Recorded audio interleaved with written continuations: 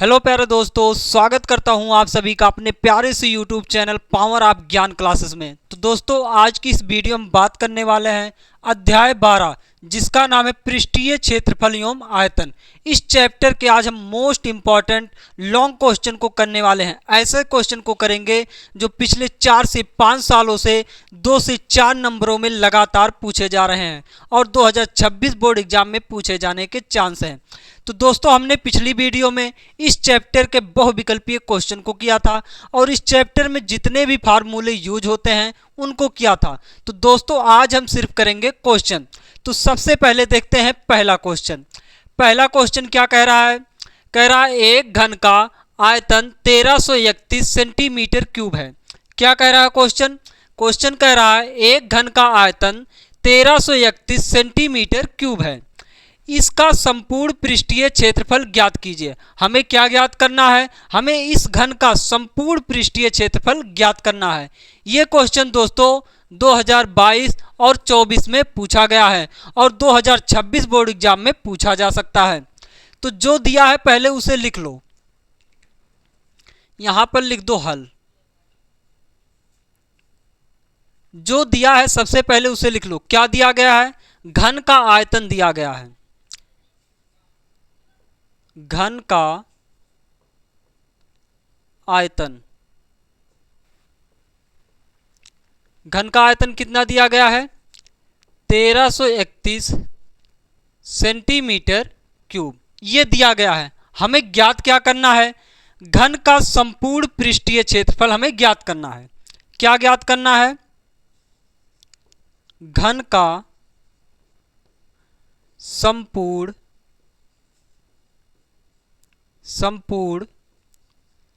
पृष्ठीय क्षेत्रफल हमें ज्ञात करना है। घन का संपूर्ण पृष्ठीय क्षेत्रफल। तो घन का संपूर्ण पृष्ठीय क्षेत्रफल का हमने फार्मूला क्या लिखाया था? हमने लिखाया था फार्मूला 6 गुणे भुजा स्क्वायर। भुजा को हम यहां पर मान ले रहे हैं कि a है, तो क्या हो जाएगा? 6 गुणे a स्क्वायर।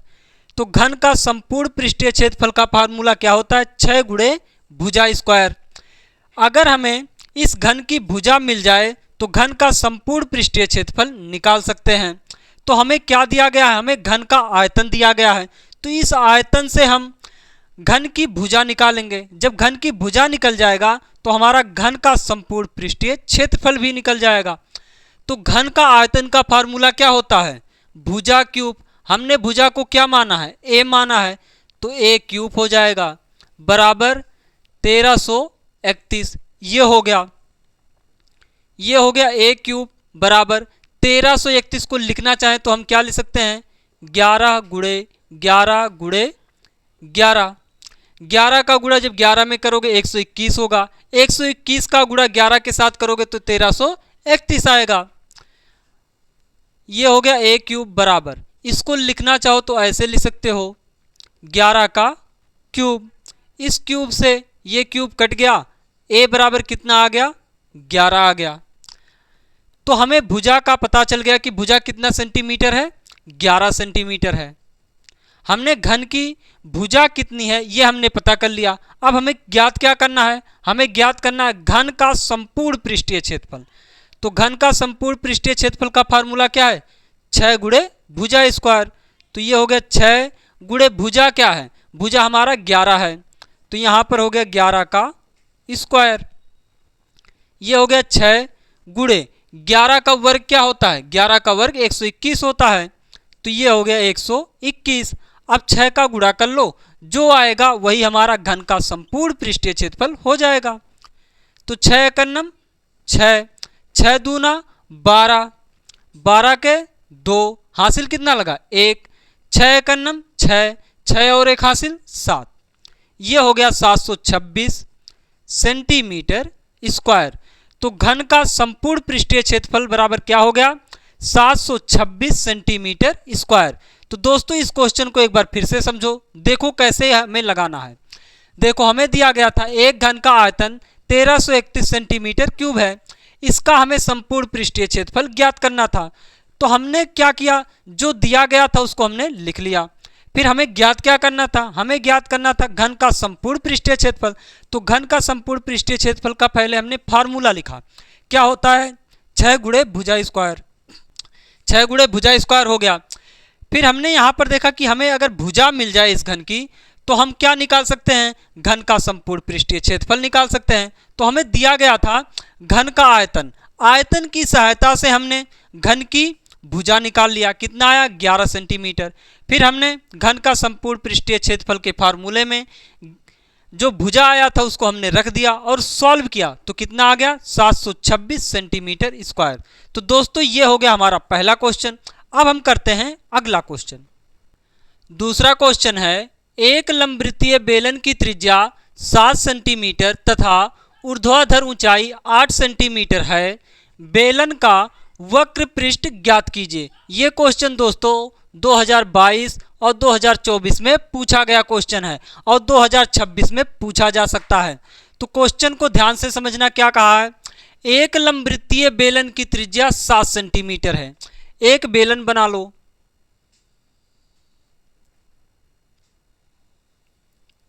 ये हो गया एक लंबवृत्तीय बेलन।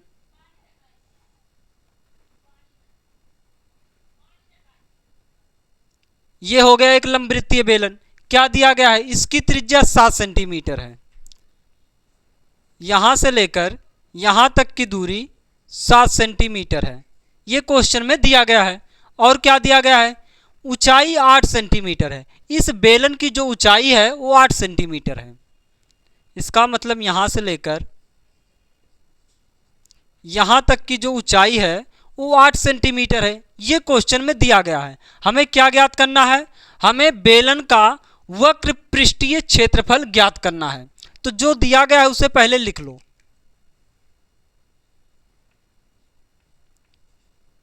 क्या दिया गया है, बेलन की त्रिज्या दिया गया है, बेलन की त्रिज्या।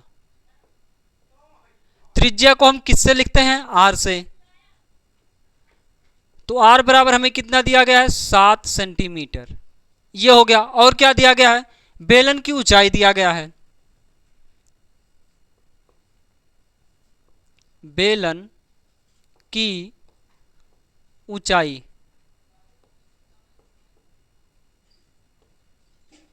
बेलन की ऊंचाई, ऊंचाई को किससे प्रदर्शित करते हैं, एच से। तो एच बराबर हमें कितना दिया गया है 8 सेंटीमीटर। हमें ज्ञात क्या करना है, हमें ज्ञात करना है बेलन का वक्र पृष्ठीय क्षेत्रफल। तो ज्ञात कर लो, बेलन का वक्र पृष्ठीय क्षेत्रफल, बेलन का वक्र पृष्ठीय क्षेत्रफल। तो बेलन का वक्र पृष्ठीय क्षेत्रफल का फार्मूला हमने क्या लिखवाया था, 2 पाई आर एच, ये हमने फार्मूला लिखवाया था। तो देखो यहां पर आर का वैल्यू दिया गया है, रख लो, एच का भी वैल्यू दिया गया है, रख लो, और पाई का वैल्यू 22/7 होता ही है। तो ये हो गया 2 गुणे पाई का वैल्यू 22/7 गुणे त्रिज्या आर का वैल्यू कितना है 7 गुणे ऊंचाई एच का वैल्यू कितना है 8।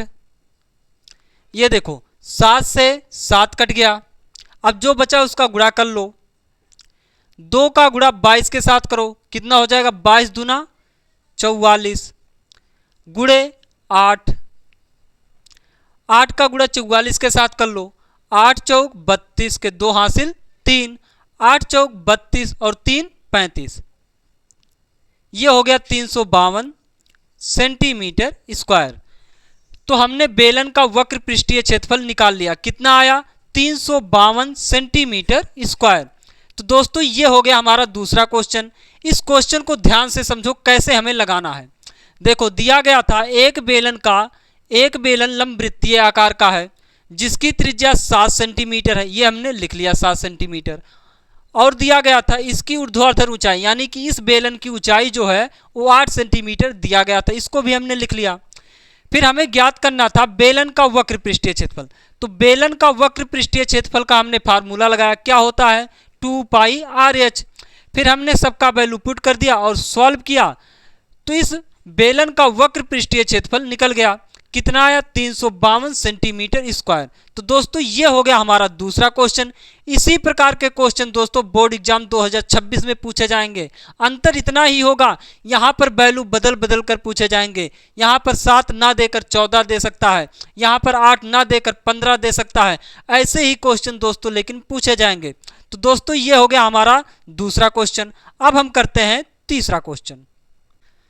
तीसरा क्वेश्चन है, एक शंकु के आधार की त्रिज्या 3.5 सेंटीमीटर तथा ऊंचाई 12 सेंटीमीटर है। शंकु की तिर्यक ऊंचाई ज्ञात कीजिए। हमें क्या ज्ञात करना है? हमें शंकु की तिर्यक ऊंचाई ज्ञात करना है। और क्या ज्ञात करना है? शंकु का आयतन भी ज्ञात कीजिए। हमें और शंकु का आयतन भी ज्ञात करना है। ये क्वेश्चन दोस्तों 2020, 22, 23, 24, 25 ये दोस्तों क्वेश्चन लगातार पूछा जा रहा है। देखो 20 में भी आया, 22 में, 23 में, 24 में और 25 में भी आया। ये दोस्तों क्वेश्चन लगातार बोर्ड एग्जाम में पूछा जा रहा है। तो जो दिया गया है पहले उसे लिख लो। क्या दिया गया है? शंकु की त्रिज्या दिया गया है। तो सबसे पहले एक शंकु बना लो।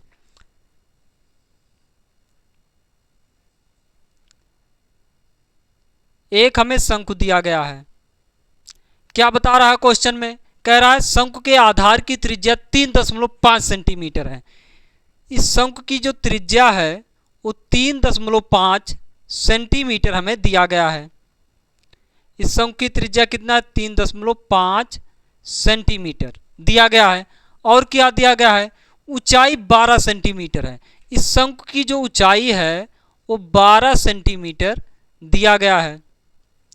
हमें क्या ज्ञात करना है? हमें शंकु की तिर्यक ऊंचाई ज्ञात करना है। मतलब हमें यह ज्ञात करना है शंकु की तिर्यक ऊंचाई ये L, ये हमें ज्ञात करना है। इसके लिए भी हमने फार्मूला लिखाया था। तो सबसे पहले जो दिया गया है उसे लिख लो।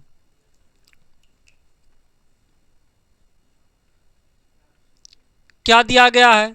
शंकु के आधार की त्रिज्या दिया गया है। शंकु के आधार की त्रिज्या, त्रिज्या को हम किससे लिखते हैं? R से। तो आधार की त्रिज्या कितना दिया गया? 3.5 सेंटीमीटर ये दिया गया। और क्या दिया गया? शंकु की ऊंचाई दिया गया है। और शंकु की ऊंचाई, शंकु की ऊंचाई को किससे लिखते हैं? H से। कितना दिया गया है? 12 सेंटीमीटर। ये हो गया। हमें ज्ञात क्या करना है? हमें सबसे पहले शंकु की तिर्यक ऊंचाई ज्ञात करना है। क्या ज्ञात करना है? शंकु की तिर्यक ऊंचाई। शंकु की तिर्यक ऊंचाई को हम किससे लिखते हैं? L से। तो L बराबर क्या होता है? रूट में R square plus H square. तो R का वैल्यू क्या है?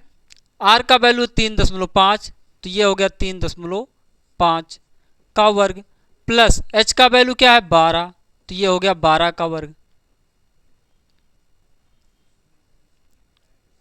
तो 3.5 का वर्ग क्या होगा? देखो 3.5 का वर्ग निकालने का एक ट्रिक है। अगर किसी भी संख्या के अंत में 5 है तो 5 का वर्ग करके लिख दो। ये हो गया।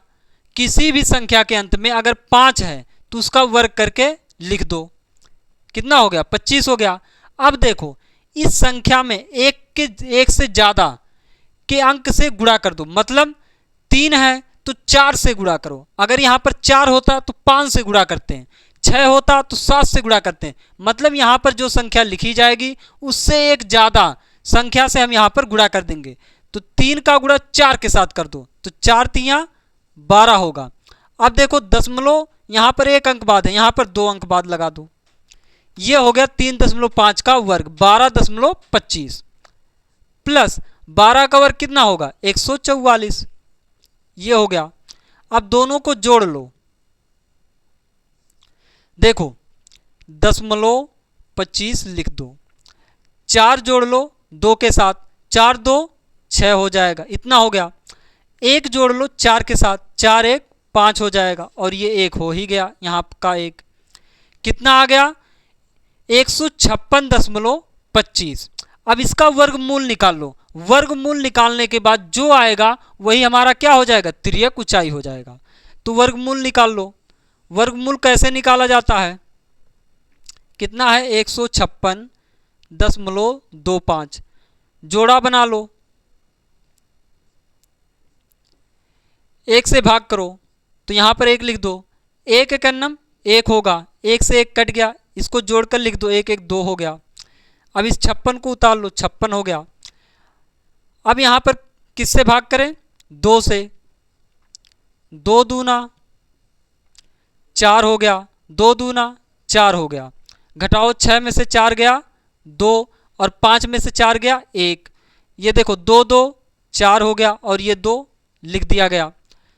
अब देखो यहाँ पर दशमलव है और इस संख्या को हमें उतारना है, तो दशमलव यहाँ पर लगा दो और इस संख्या को उतार लो, ये हो गया 1225। अब किससे भाग करें, अब 5 से भाग कर दो, देखो 5 बचे 25 के 5 हासिल 2, 5 चौक 20 2 22 के 2 हासिल कितना लगा 2, 5 दूना 10 10 2 12, कट गए सब। तो 156.25 का जो वर्गमूल आया कितना आया 12.5, तो इसका वर्गमूल कितना हो गया 12.5। तो दोस्तों हमें क्या निकालना था, हमें निकालना था शंकु की तिर्यक ऊंचाई, हमने निकाल लिया, कितना आया 12.5। तो दोस्तों ये हो गया इस क्वेश्चन का पहला क्वेश्चन, यानी कि इस क्वेश्चन में 2 क्वेश्चन पूछे गए थे। एक पूछा गया था शंकु की तिर्यक ऊंचाई ज्ञात कीजिए, हमने तिर्यक ऊंचाई ज्ञात कर लिया। अब हमें ज्ञात करना है शंकु का आयतन। तो शंकु का आयतन ज्ञात करने से पहले दोस्तों इतना स्क्रीनशॉट ले लो, फिर हम शंकु का आयतन निकालते हैं। अब हमें ज्ञात करना है शंकु का आयतन, तो शंकु का आयतन का फार्मूला लगा लो, वहां से शंकु का आयतन ज्ञात हो जाएगा।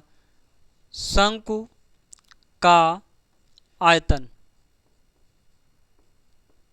शंकु का आयतन का फार्मूला क्या होता है 1/3 पाई r स्क्वायर h, ये होता है शंकु का आयतन का फार्मूला। तो ये हो गया 1/3, पाई का वैल्यू 22/7, गुणे त्रिज्या कितना है 3.5 है, तो ये हो गया 3.5 गुणे 3.5 गुणे h का वैल्यू कितना है 12, ये हो गया 12। अब देखो 7 से इस 35 को काट दो, 7 एक अन्नम 7, 7 5 35, 0.5 आ गया। अब इस 3 से इस 12 को काट दो, 3 एक अन्नम 3, 3 चौक 12, ये हो गया। अब गुणा करके लिख लो, देखो यहां पर ध्यान से, इस 5 का गुणा इसके साथ करो, और सबसे पहले 22 लिख लो, 22 लिख दिया गया। इस 0.5 का गुणा 4 के साथ करो, तो 0.5 का गुणा जब 4 के साथ करोगे तो 4 पच्चे 20 हो जाएगा, देखो ये 20 हो गया, 4 पच्चे 20। अब देखो यहाँ पर एक अंक बाद दशमलव है, तो यहाँ पर एक अंक बाद दशमलव लगाओगे तो कितना हो जाएगा 2 हो जाएगा, ये कितना हो गया 2 हो गया। यानी कि 4 का गुणा जब 0.5 में करोगे तो क्या मिलेगा 2 मिलेगा, गुणे 3.5 हो गया। अब एक काम करो, अब इस 2 का गुणा इसके साथ कर लो, फिर 22 का गुणा हम बाद में करेंगे, ये हो गया 22 गुणे 2 5 10 के 0 हासिल कितना लगा 1, 2 3 6, 6 और 1 हासिल 7, कितने अंक बाद दशमलव 1 अंक बाद, तो 1 अंक बाद दशमलव लगा दो, कितना हो गया 7। अब यहाँ पर देखो दशमलव के बाद 0 लगाने से कोई फायदा है नहीं है, तो ऐसे करके लिख दो 22 गुणे 7 हो गया। अब 7 का गुणा इसके साथ कर लो, 7 दूना 14 के 4 हासिल 1, 7 दूना 14 1 15, ये हो गया। क्या हमें निकालना था शंकु का आयतन निकालना था, 154 सेंटीमीटर क्यूब आ गया। शंकु का आयतन कितना हो गया 154 सेंटीमीटर क्यूब। तो ये हो गया दोस्तों हमारा तीसरा क्वेश्चन। इसी प्रकार के क्वेश्चन दोस्तों बोर्ड एग्जाम 2026 में पूछे जाएंगे। तो इन सब क्वेश्चन को दोस्तों अच्छे से बार बार लगाकर रट लो, यानी कि सब कुछ इतने अच्छे से लगा लो कि बोर्ड एग्जाम में गलती होने का कोई चांस ही ना रहे। तो ये हो गया दोस्तों हमारा तीसरा क्वेश्चन। अब हम करते हैं चौथा क्वेश्चन। चौथा क्वेश्चन है, दो घनों जिनमें से प्रत्येक का आयतन 64 सेंटीमीटर क्यूब है के संलग्न फलकों को मिलाकर एक घनाभ बनाया जाता है। इससे प्राप्त घनाभ का पृष्ठीय क्षेत्रफल ज्ञात कीजिए। इस क्वेश्चन को ध्यान से समझो। देखो क्वेश्चन में क्या कहा है, कह रहा है दो घन हैं जिनमें से प्रत्येक का आयतन 64 सेंटीमीटर है। हमने दो घन बना लिया, दोनों घनों का आयतन जो है वो 64 सेंटीमीटर क्यूब है। कितना है? 64 सेंटीमीटर क्यूब। इस घन का भी आयतन है और इस घन का भी आयतन 64 सेंटीमीटर क्यूब है। ये क्वेश्चन में बताया जा रहा है। कह रहा है जिनमें से प्रत्येक का आयतन 64 सेंटीमीटर क्यूब है। इस घन का भी आयतन 64 सेंटीमीटर क्यूब है और इस घन का भी आयतन 64 सेंटीमीटर क्यूब है। कह रहा है कि संलग्न फलकों को, इन दोनों घनों के संलग्न फलकों को मिलाकर एक घनाभ बनाया जाता है। इन दोनों घनों को मिलाकर एक घनाभ बना दिया गया जो कुछ इस प्रकार का बन गया। कह रहा है इससे प्राप्त घनाभ का पृष्ठीय क्षेत्रफल ज्ञात कीजिए। ये क्वेश्चन दोस्तों 2019, 20, 22, 23, 24, 25 ये क्वेश्चन दोस्तों लगातार पूछे जा रहे हैं। तो इस क्वेश्चन को ध्यान से समझो। देखो क्या कहा गया है कि जो दो घन हैं जिनमें से प्रत्येक का आयतन जो है वो 64 सेंटीमीटर क्यूब है। इन दोनों घनों को मिलाकर एक घनाभ बना दिया जाता है। इस घनाभ का हमें पृष्ठीय क्षेत्रफल ज्ञात करना है। तो जो दिया गया है सबसे पहले उसे लिख लो।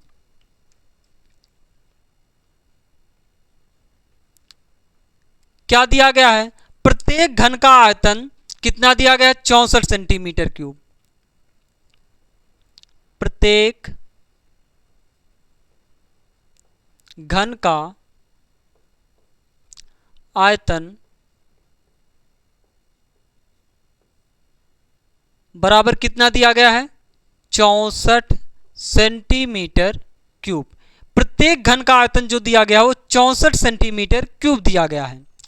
अब देखो इस घन का अगर आयतन दिया गया है तो क्या हम भुजा निकाल सकते हैं? हाँ निकाल सकते हैं। कैसे? देखो प्रत्येक घन का जो आयतन होता है वो क्या होता है? फार्मूला भुजा क्यूब। अगर हम इस घन की भुजा मान लें a है तो फार्मूला क्या बनकर तैयार होगा? a क्यूब बराबर 64।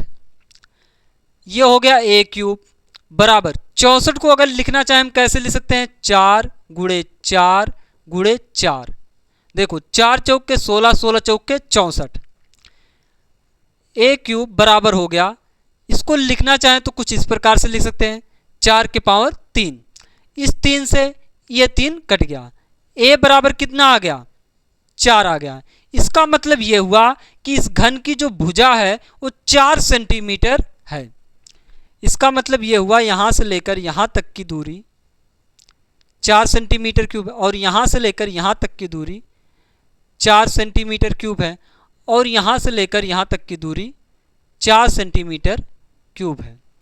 मतलब इस घन की जो भुजा है, जानते भी हो कि घन की सभी भुजाएं बराबर होती हैं, तो इसका मतलब ये हुआ इस घन की जो लंबाई है वो 4 सेंटीमीटर है, जो चौड़ाई है वो भी 4 सेंटीमीटर है, जो ऊंचाई है वो भी 4 सेंटीमीटर है। अब देखो जो इस घन की भुजा आया है वही इस घन की भी भुजा होगा, ये भी 4 सेंटीमीटर होगा। यहाँ से यहाँ तक की भी दूरी 4 सेंटीमीटर ही होगी और यहाँ से यहाँ तक की भी दूरी 4 सेंटीमीटर होगी। अब ध्यान से इस क्वेश्चन को समझना। इन दोनों घनों को मिला दिया गया जिससे एक बड़ा घनाभ बनकर तैयार हो गया। देखो ये दोनों घन थे, इन दोनों घनों को मिलाया गया, एक घनाभ बन गया। अब यहाँ पर ध्यान से देखो, यहाँ से लेकर यहाँ तक की दूरी कितनी है? 4 सेंटीमीटर क्यूब है। यहाँ से लेकर यहाँ तक की दूरी कितनी है? 4 सेंटीमीटर है। और यहाँ से लेकर यहाँ तक की दूरी कितना है? 4 है। यहाँ से लेकर यहाँ तक की दूरी कितना है? 4 है। और यहाँ से लेकर यहाँ तक की दूरी कितना है? 4 सेंटीमीटर है। ये हो गया। अब यहाँ पर ध्यान से देखो इस घनाभ की लंबाई क्या हुआ। यहाँ पर देखो घनाभ की लंबाई कितना हो गया? यहाँ से लेकर यहाँ तक की 4 ये है और 4 ये है, यानी कि घनाभ की जो लंबाई है वो 8 सेंटीमीटर हो गया। घनाभ की लंबाई कितना हो गया? 8 सेंटीमीटर। घनाभ की लंबाई कितना हो गया? 8 सेंटीमीटर, और चौड़ाई 4 सेंटीमीटर, और ऊंचाई 4 सेंटीमीटर। तो इसको लिख लो, क्या हो गया? घनाभ की लंबाई L बराबर कितना हो गया? 8 सेंटीमीटर। घनाभ की चौड़ाई यानी कि B कितना हो गया? 4 सेंटीमीटर। घनाभ की ऊंचाई यानी कि H कितना हो गया? ये भी 4 सेंटीमीटर है। हमें क्या ज्ञात करना है? घनाभ का पृष्ठीय क्षेत्रफल ज्ञात करना है। घनाभ का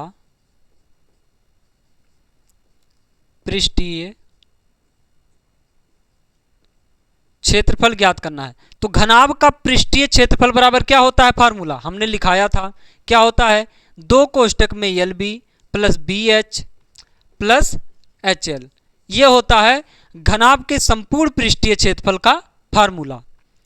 तो ये हो गया 2 कोष्टक में L का वैल्यू 8 गुणे B का वैल्यू कितना है? 4 है, प्लस B का वैल्यू 4, H का वैल्यू 4 प्लस H का वैल्यू 4, L का वैल्यू 8, ये हो गया।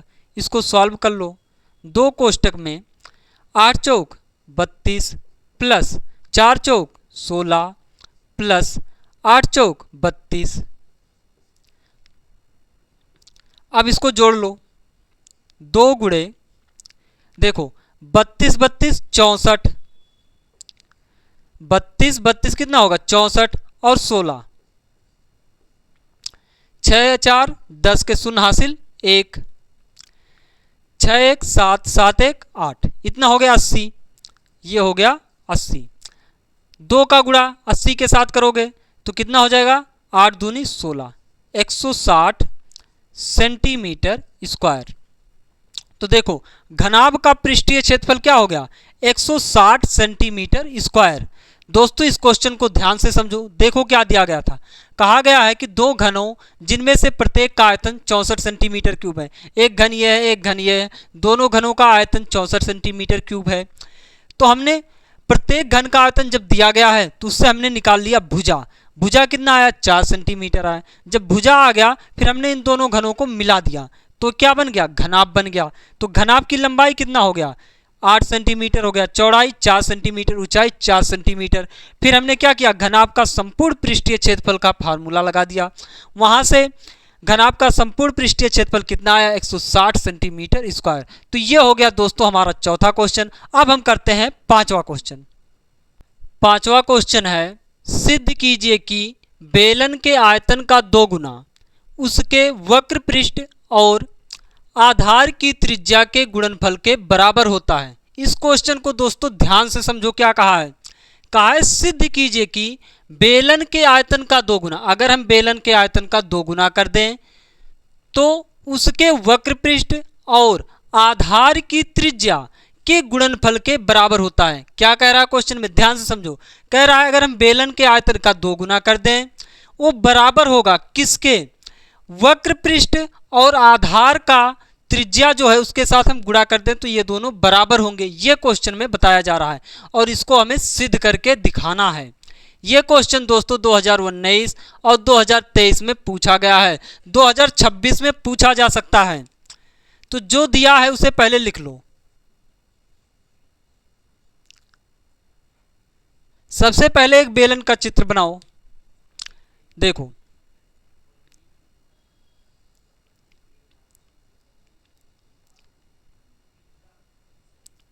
ये हमने बना लिया एक बेलन।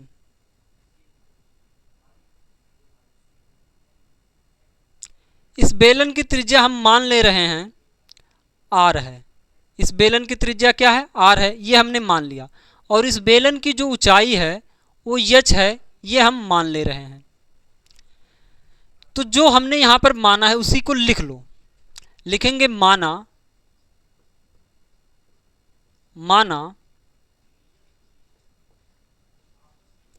बेलन की त्रिज्या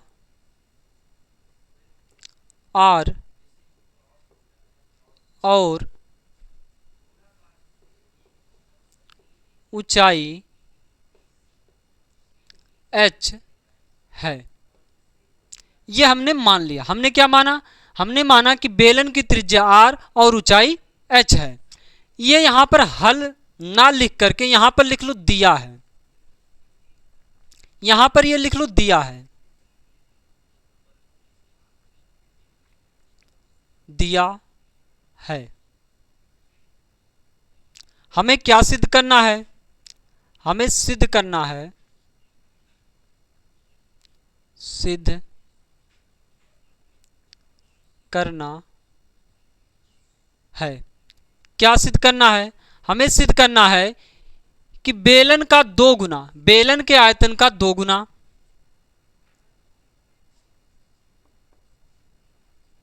बेलन के आयतन का 2 गुना बराबर होगा बेलन का वक्र पृष्ठ गुणे त्रिज्या। हमें वास्तव में क्या सिद्ध करना? हमें सिद्ध करना है बेलन के आयतन का फार्मूला क्या होता है? पाई r स्क्वायर h। इसकी 2 से गुणा कर दो, कितना हो जाएगा? ये बराबर होगा बेलन का वक्र पृष्ठ इंटू त्रिज्या। बेलन का वक्र पृष्ठ क्या होता है? 2 पाई r h गुणे r। यहां पर त्रिज्या क्या है? r ही है। तो ये हो गया। इसका मतलब हमें यह सिद्ध करना है पाई r स्क्वायर h बराबर होगा 2 पाई r स्क्वायर h के। ये हमें सिद्ध करके दिखाना है। तो यहां पर लिख दो सिद्ध।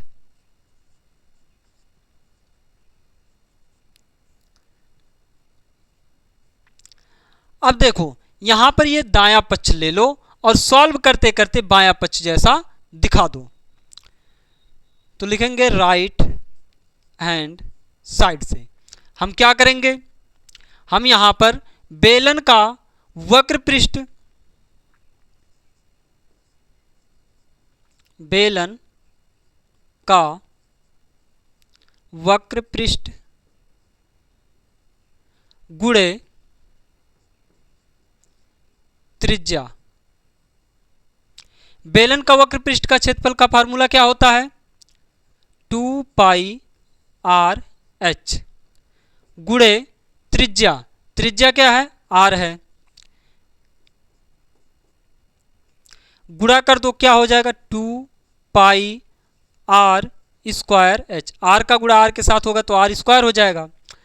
अब देखो ये 2 गुना, ये किसका आयतन का फार्मूला होता? बेलन के आयतन का। तो 2 गुना बेलन का आयतन, ये हो गया हमारा सिद्ध बराबर लेफ्ट हैंड साइड। यहां पर इस क्वेश्चन को ध्यान से समझो। हमें क्या सिद्ध करना था? हमें सिद्ध करना था कि सिद्ध कीजिए कि बेलन के आयतन का 2 गुना, अगर बेलन के आयतन का 2 गुना कर दें तो वो बराबर होगा वक्र पृष्ठ और आधार की त्रिज्या के गुणनफल के बराबर होगा। तो हमने लिख लिया कि दिया है माना बेलन की त्रिज्या r है और ऊंचाई h है। ये हमने मान लिया। हमें सिद्ध करना था बेलन के आयतन का 2 गुना बराबर होगा बेलन का वक्र पृष्ठ गुणे त्रिज्या के। इसका मतलब यह हुआ कि हमें यह सिद्ध करके दिखाना है कि 2 पाई r स्क्वायर h बराबर होगा 2 पाई r स्क्वायर h के। तो ये हमें सिद्ध करके दिखाना था। तो हमने क्या किया? राइट हैंड साइड उठा लिया। हमने लिखा बेलन का वक्र पृष्ठ गुणे त्रिज्या। तो बेलन का वक्र पृष्ठ का फार्मूला क्या होता है? 2 पाई r h और त्रिज्या क्या है? r है। इन दोनों का हमने गुणा किया तो 2 पाई r स्क्वायर h हो गया। अब यहाँ पर ध्यान से देखो, इस 2 को छोड़ दो कुछ देर के लिए और यहाँ से यहाँ तक देखो। Pi r square H.